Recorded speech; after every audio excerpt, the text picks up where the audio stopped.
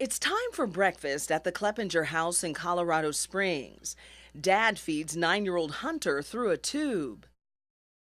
Hunter has a severe form of epilepsy, and even after brain surgery, a diet change, and 12 different medications, he's still seized daily. But last year, the Kleppinger family made the hard decision to pack up their home in Marietta and move to Colorado. He's referring to cannabis oil, marijuana that is now legal in Colorado, and Dad says a simple dose is transforming Hunter's life. Dad saw a change almost immediately.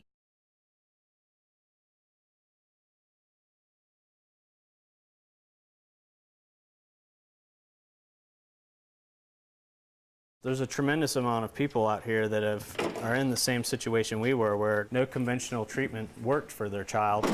The Kleppingers have traveled a long and controversial road to get here, a road that leads them to a local medicinal marijuana farm. Tucked inside Colorado's snow-capped mountains, we went along for the ride.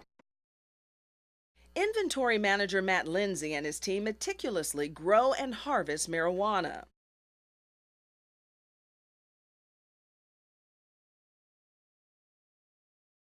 The state oversees everything, every stage of growth, where the plants are, how many are on the property, and the state tracks where the marijuana ends up.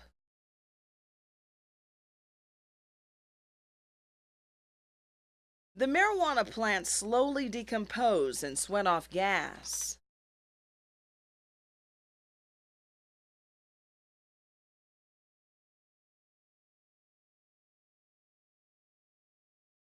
Phase 1 is almost complete.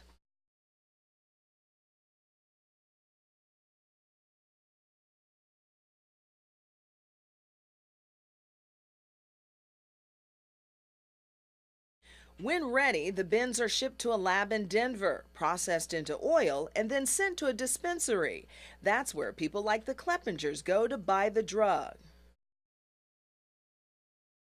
Here at the Grow, as it's called, stories of hope emerge.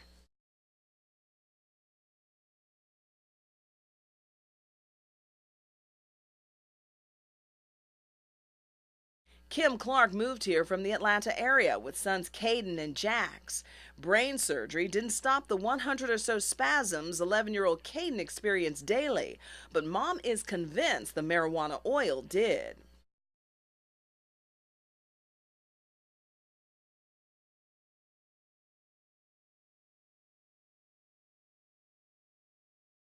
Caden now has seizure-free days and is no longer dependent on a wheelchair. And it's this special bond between brothers that brought them to Colorado.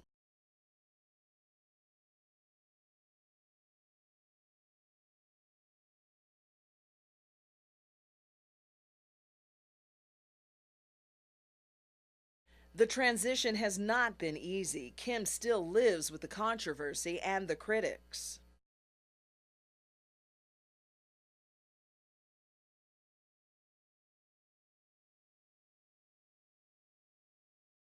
According to Kim, life remains an uphill climb.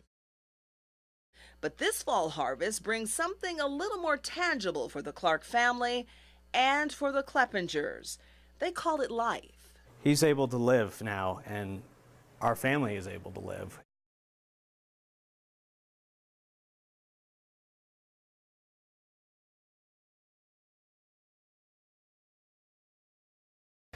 Christy Tucker Sims's life changed forever around this time last year. In an instant, she became the victim of a brutal acid attack at the hands of her then boyfriend.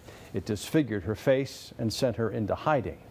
But now she wants the world to see her scars, to send a message of strength to other victims.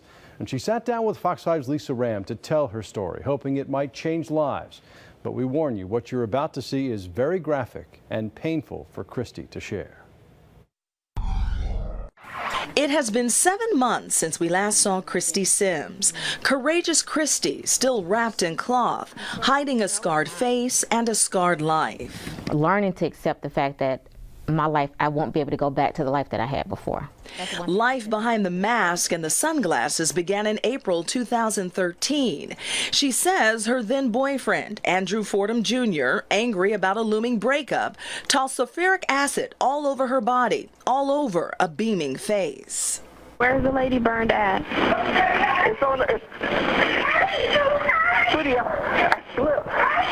Nearly a year after Fordham made a chilling 911 call saying it was an accident, he was indicted by a Henry County grand jury for aggravated assault and battery. Christy immediately saw a door open to helping others. Somebody hurt me to a level that is just unbelievable, and people need to see that. They need to see that. Christy wants other victims to see her face unveiled, her banner that she hopes will call more attention to the issue of violence against women. This is a moment that I've been praying about for a long time. So here is a tender, very tender, Oh, this is emotional for me. poignant side of abuse. This is what domestic violence looks like. Christy calls the unveiling painful but necessary. And you want people to know what? I want people to know that domestic violence is not just a woman's issue. It's not just a race issue.